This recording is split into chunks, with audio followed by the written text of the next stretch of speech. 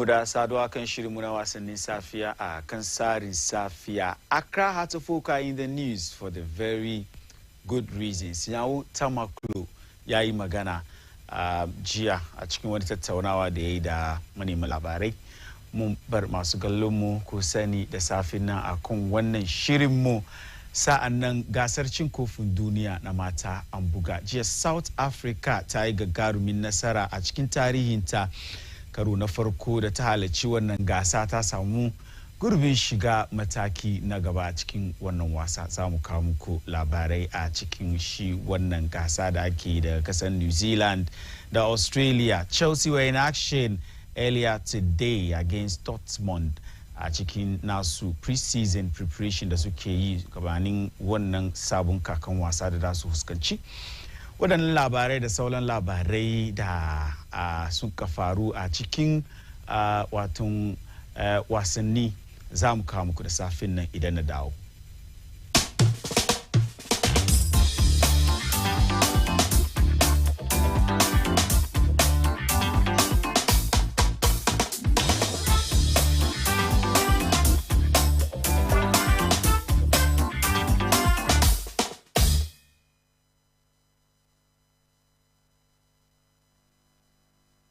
Da kawo muku shi labarin za mu fara ne daga kamfin Accra Heart Folk inda board members su da muka sani Nyawo Tamaklo idan ya fito yayi magana shi kasan yayi babban magana. Wani irin magana yayi yau shekaru 2021 da zuwa shekaru 2022 shi gasan cin kofin nahiyan Africa wato CAF Champions League da Accra Heart Folk suka je suka buga sun ka kasa samun gurbin shiga mataki na gaba inda sun ka sauko kasa zuwa Confederations Cup suka yi wani babban hasara. Wani hasara suka yi, an ci su home and away ne 6-2 yayin da wasan farko da su da kungiyar kasan Algeria suka buga daga Accra Sports Stadium. Wasan ya kare ci 2-0.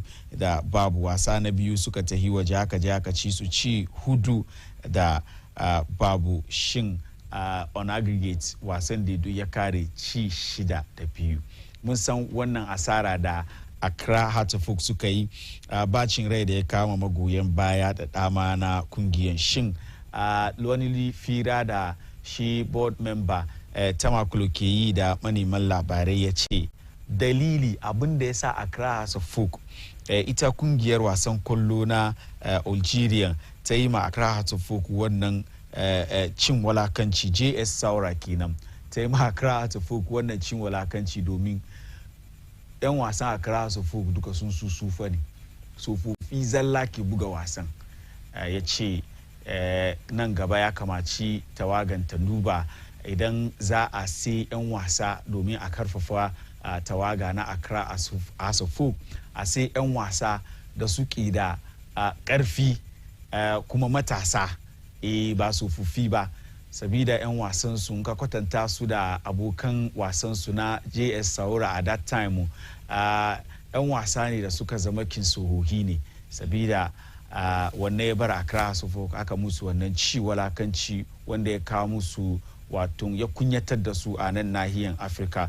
Mun san Accra Heart Folk dai babban kungiya ne nan kasan Ghana. Idan kana neman kungiyoyi biyu da suke kokari a nan kasan Ghana, ba za ka yi ka ambaci kungiyoyin ba da ambatun sunan Accra Heart Folk ba. A cikin maganar shi ya ce the way I see football now you must have speed. Ya ce ya kamaci kana da zafin wato nama ko zafin nama da kuma strength. Ya ce karfi, sa'annan skills. Ya kamaci a ce kana da hikima na wasa in an baka kwallo kai daddame wai domin yanzu wasan kwallon na matasa ke bugu, sabida haka in ka doki tsofaffi ka je da su irin gasa haka da watun yan arewacin nahiyan Afirka dai mun san su suna sa kudi kwarai da gaske a cikin nasu wato wasan kwallo, sabida haka ka doki wayanda ba su da karfi kuma su huhi kaje ci haka za a yi maka.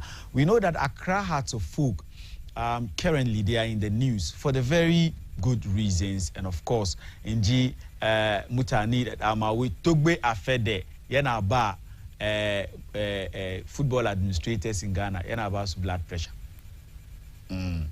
Yana ba su blood pressure. Wani irin blood pressure yake ba su gabanin kakan wasa sabo da za a yi na Bet-Power Premier League. Accra Suffolk have resumed training su fara nasu pre-season gabanin su fuskanci kakan sabon kakan wasa na Bet-Power Premier League na shekaru 2023 zuwa shekaru 2024 a tise da suke yi kenan a nasu Pobiman Sports Complex. I mean, the first of its kind here in Ghana. I mean, as far as our Premier League clubs are concerned, Accra House of Folk, wannan mataki da sun ka dauki ya ba mutun da dama na yaba musu kaman being the oldest club in Ghana, they are setting the pace for the rest to follow.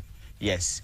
Ga wani gini, that building we are seeing behind the fence wall in the Togbe Afede asset now. Was we are see, was we are renting yaba tawagan inda suka je suka watun sauka kenan watun clubhouse ko ko resting place tukunnan su dai fara nasu artiste da za su yi gabanin kakan wasa sabo da za a shiga. So players ne kenan lokacin da suka so wurin ina ga sun ji dadi kwarai da gaske irin abu haka baka saran ganin shi cikin namu Premier League. Idan an shiga sabon kakan wasa ana gayyatan players nan duka ne shi zo training grounds.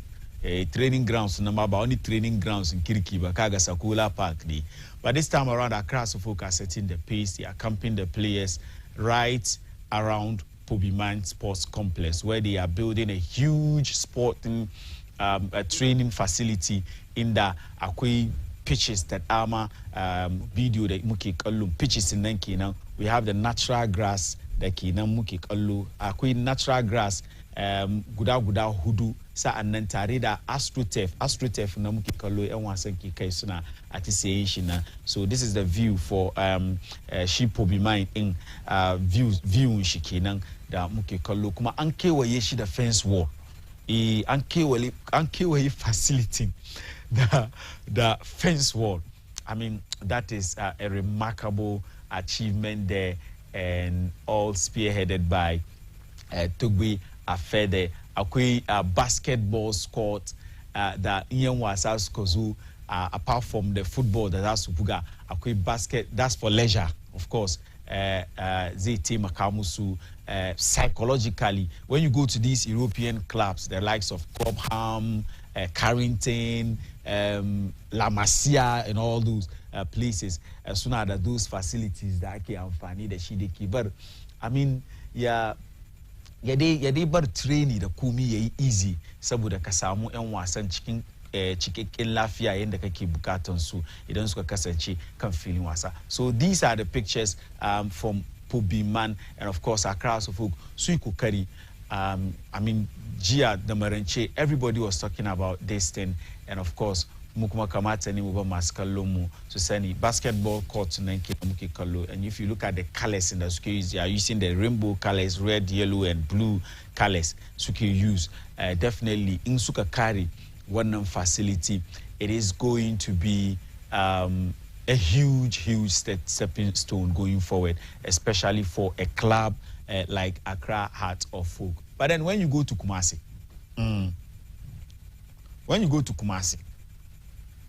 some people have decided to disgrace Ghana football. That is what people are saying. That some people have decided to disgrace Ghana football.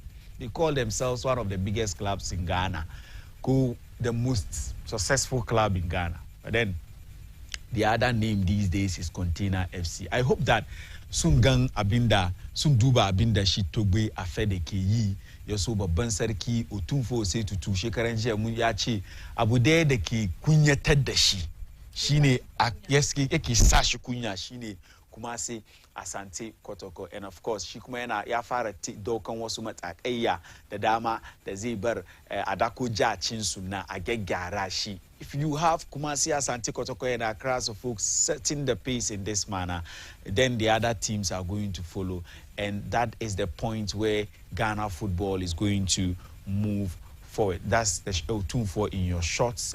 Few weeks ago, the AJ Adakoja AJ Inspect Project team Musang board din da suke aiki lokacin su ya kare an kafa sabuwar management interim management committee da za su tafiyar da lamarin team in Kumasi Asante Kotoko. So that's the news. We are bringing you this story because of the importance of these two teams in Ghanaian football. When they are doing well, even our national teams do well, definitely. So that's the story. Now, still with the Bet Power Premier League. Gia, Shugaban Kasa Nana Ado Dankwa Akufu Ado ya kaima media magudu mwa. Ya kaima media magudu mwa. Wani ili gudu mwa ya basu kudi Ghana CD miliyan daya. Wanda zai taimaka musu gabanin wasan gasan wato nahiyar Africa CAF Champions League da za su je su halarci su ne wakilan Ghana ɗaya da muka sani domin su suka lashe shi kofi na Bet Power Premier League. So I'm talking about the Midiama story here, where the president Nana Ado Dankwa Akufo-Addo Yabasu support 1 million Ghana cedis ahead of their campaign in the CAF Champions League this season. They are coming up against Remo Stars of Nigeria. Su da Remo Stars na Nigeria zasa buga wasan su na farko a cikin CAF Champions League. Shekaran jiya ga aka yi draw nan, and Midiama are going to lock horns with Remo Stars, definitely. So that's the story. Nana Ado Dankwa Akufo-Addo, 1 million Ghana cedis. Though currently, if you look at dollar CD rates, but only could even ama ze team akamusu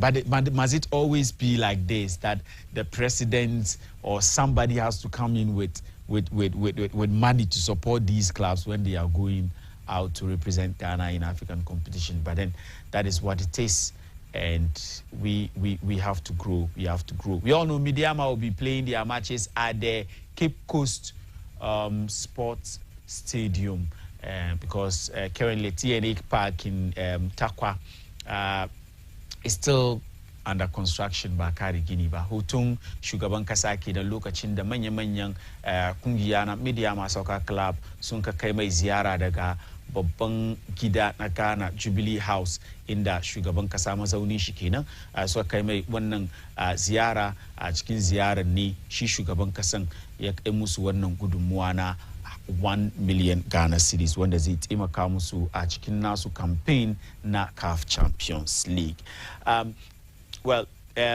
Enough of the local stories. Now. But then before moving on, Midiama Soccer Club suna da wani wasan abuta da za su buga su da kungiyar wasan kwallon America DC United.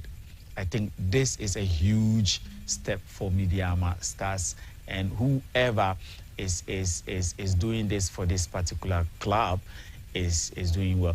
Midiama Soccer Club are going to go to America to prepare ahead of their CAF Champions League game against their Nigerian rivals, and of course ahead of this season's Bet Power Premier League. So the game will be on Saturday, October 14th, 2023. Moving on, we are moving to New Zealand and Australia, where the Women's World Cup is ongoing, and of course South Africa yesterday made the whole of Africa proud by beating Italy in their game, and of course securing the spot for the very first time, qualifying for the round of 16 of the Women's World Cup. Nigeria have already qualified for Africa.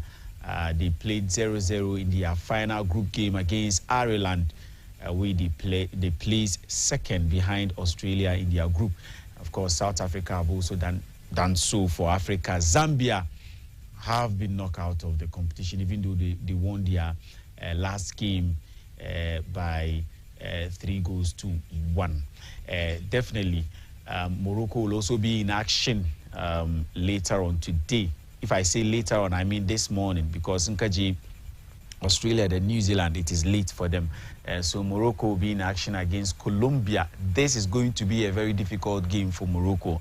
But should they win this particular game, of course, Germany drop points against Costa Rica. Is it Costa Rica? Germany drop points in their game. Then Morocco stands the chance of qualifying. That is South Korea. It is going to be, Germany will be logging on against South Korea.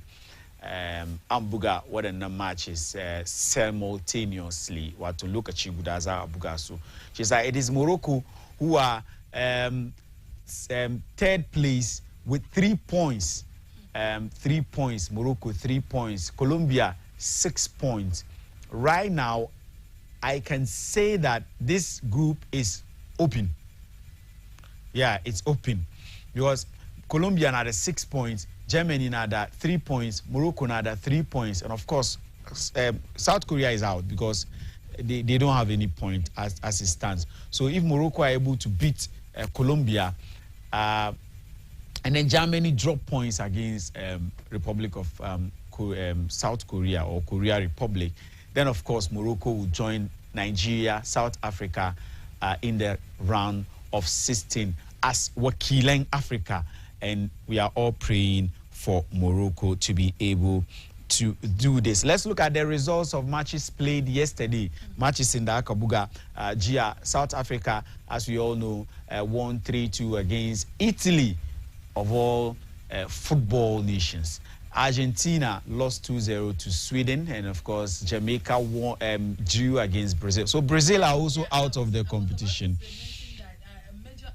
Yeah, Brazil are out of the competition. Can you imagine? Yeah, they are out. Brazil are out of the competition. So that's the group F. Brazil, third position on 4 points. So definitely they are out. Jamaica placed second, 5 points, and then France first with 7 points. Let's look at the chart, how it is looking like. So ahead of Morocco's game against Colombia, and of course Germany's against Korea. These are the teams that have qualified so far. You have Switzerland, you have Spain, you have the Netherlands, South Africa, Japan, you have Norway, you have Sweden, and then you have United States of America, and then you have Ukraine, you have Australia, England, Nigeria, and of course Jamaica. So these are the teams that qualify so far. Soren slots view. So far, these are the teams. Soren slots view. So the likes of Colombia, South Africa, and Germany. 2 slots for grabs. Let's move on to some foreign club football stories. Yesterday, Marcelo is in the news for the wrong reasons. Marcelo, the Real Madrid legend, Gia kuka duka yayi wani irin kuka yayi sabida wani wato tackle da yaje ya kara kafan wani dan wasa a cikin wato gasan wasa na Brazil. It was a game between Fluminense and Juniors. A game between Fluminense and Juniors. It was a horrible tackle. Commander muke kallo masu kallo mu kuma na afwan don wan ba kowa zai iya ya kuni da kaina ban yan na kallo. Amma akwai masu karfin hali da za sa iya duba. So the game was Copa Libertadores. Dan tauna halshi na. Copa Libertadores kenan between Buenos Aires between Juniors the Fluminense. Juniors da Fluminense. Shi dan wasan na kungiyar wasan juniors ne Marcelo de Musa yana buga wasan sa ma Fluminense ne dan wasan sunan shi Luciano Sanchez wanda ke da shekaru 29 shi sa incident da ya happen kenan inda Marcelo ba digangan yayi ba ya zo ne yayi tackle. In the course of the tackle he puts in a wrong foot, and of course unfortunately ya taki gwiwan wannan dan wasa ya karya mai kafa. Allah ya bashi lafiya. An ce yana bukatan waton shekara daya da zamna gida a yi mai cinya. Shi sa wan jin ciwo ne na gwiwa da yayi. Marcelo ya fito yayi magana inda ya nuna bacin ran shi dangane da wannan incident din da ya zo. Ya ce, "Wait, today I have to live through a very difficult moment on the pitch. I have inadvertently injured a colleague. I want to wish you the best possible recovery, all the strength in the world." Wato ade ake nan da yake ma shi wannan dan wasa Sanchez da ya jima ciwo. An ce dai kamar yadda na gaya yana bukatan ya yi zama a gida inda za mai jinya kusan shekara daya. We move on to some stories, other stories, and we are still there's another injury situation, and it is Gabriel Jesus, Arsenal player. Ever since Arsenal bought him from Manchester City, kon lokaci suna ga kamar dai zo ya taimaka musu kaga ya ji ciwo sheje ya I mean ahead of the season. Gabriel Jesus, the latest story ne yanzu haka ya ji ciwo ya kamaci shi kuma ya zamana kaman kusan 7-3 a mai jinya. Jiya dai kocin shi Mikel Arteta aka tattauna da shi dangane da wannan jin ciwo da wato Gabriel Jesus ya yi. Shi ya ce an fara duba shi domin wannan jin ciwo da ya yi ba su yi tsammani kamar ya ji wannan ciwo ba. We all know last season he started on a very bright spot, then of course ya je injury wanda ya affect performance shi ya dawo tukunan yanzu kuma za a fara sabon kaka gashi ya je ya samu sabon injury. Well, because of this injury ya change plans in Arsenal yayin da suke nan suna tattaunawa na neman shi ɗan wasa Bulagon ji Arteta kenan. Shi sa that's the story. Gabriel Jesus shi kuma ya ji ciwo. Now to some transfer stories. Lukaku is in the news. Lukaku is in the news. Lukaku kullun shi ya bude hannun shi haka ne. Inji magoyan bayan Chelsea where he's a coward. Where Lukaku is a coward. We bought you 97 million pounds. Kazo ba kai ka kula muna komi ba. Ka je kana kuka nyenyenye kaman yaro kankani. Yanzu aka Inter Milan ma ba su son shi. Wai domin Lukaku munafiki ne. Ka san Juventus mu da su ba mu ci ba mu gani. She ka je kana fira da Juventus. Yayin da mu muke na muna tattaunawa da Chelsea muna so mu sai ka je kana fira da Juventus. Because of that ba mu sai kuma. So yanzu haka abin ya zama na Juventus. Juventus su kuma sun ce idan Chelsea suna so za sa dauki Vlahovic nasu striker Vlahovic, Dusan Vlahovic. Hoton shi muke kallon nan. Chelsea da wai su suna son Lukaku. That's the reason why they went and spoke to him. Lokacin da Inter Milan ke tattaunawa da Chelsea suke son su biya kudi yayi zama Chelsea dindindin. Mun san Lukaku dama Inter yake. Chelsea suka je suka sai shi from Inter. Club record fee at that time kusan 100 million pounds suka je suka sai shi from Inter Milan. Da yazo bai ya kula ma Chelsea komi ba. Chelsea suka mayar da shi Inter aro. Da yaje Inter tun wannan lokaci kakan wasa kenan ya buga daga Inter. Inter wai suna son su kuma sai abin su ya komo. Sun je suna tattaunawa da Chelsea, she kaje kuma kana fira da Juventus. Juventus sun kuma su da Inter Milan ba su gani ido. Ba su gani ido inji wani. Ba su gani ido. She Inter suka ce if that is the case ba mu sinka dama mu kudi a yasa kaman gashin hanci ne jan shirya. Ba mu sinka. So right now the ball is in the court of Juventus and su da Chelsea suna nan suna tattaunawa. Chelsea kuma na bukatan shi wannan dan wasa Vlahovic. So as I said yesterday, there is the possibility and likelihood of a player plus cash swap deal between Chelsea and Juventus. Currently, as we speak in the Juventus, ita tun kammala wato da Lukaku sun amince akan kontrajin shi ma da yarjejeniya da rattaba annun shi idan Chelsea sun ka amince da nasu ta yi. Hodgland kuma wanda United suka sai shi shekaran jiya ga United na nan suna plan yanda za su yi su unveil shi wannan dan wasa wato sun ce yanzu dai visan shi da contracting shi duk an finalize wato an kammala komi mai yiwa karshen wannan mako za su unveiling shi su gwada ma Manchester United supporters, and of course Manchester United is hoping that Hodgland will come and log on with Haaland. Shin zai yi hakan lokaci zai ba gano haka. Goncalo Ramos has been on the radar of Paris Saint-Germain. Mun san Paris Saint-Germain sun sallame Mbappe ko da yake yana nan tare da nasu tawaga amma ba za su yi amfani da shi ba su bukatan shi saboda haka ya kamaci su je su nemi striker da zai zo mai gurbin shi shin su mayar hankalin su akan shi wannan dan wasa na Benfica mai suna Goncalo Ramos. Suna nan suna tattaunawa da shi sauran wato sauran kadan za su amince akan kudi euro miliyan 80 kenan 80 million pounds inda za su sai shi wannan dan wasa. An to riga an tattauna yanzu dai ya saura ita kungiyar wasan kwallo Paris Saint-Germain ta amince akan wannan kudi na euro miliyan 80 million pounds ya so Benfica ta sake shi ya komo koko ya mayar sana'ansa na wasan kwallo zuwa kungiyar wasan kwallon Faransa Paris Saint-Germain. Tottenham Hotspur kuma sun kai ma Rosario tayi.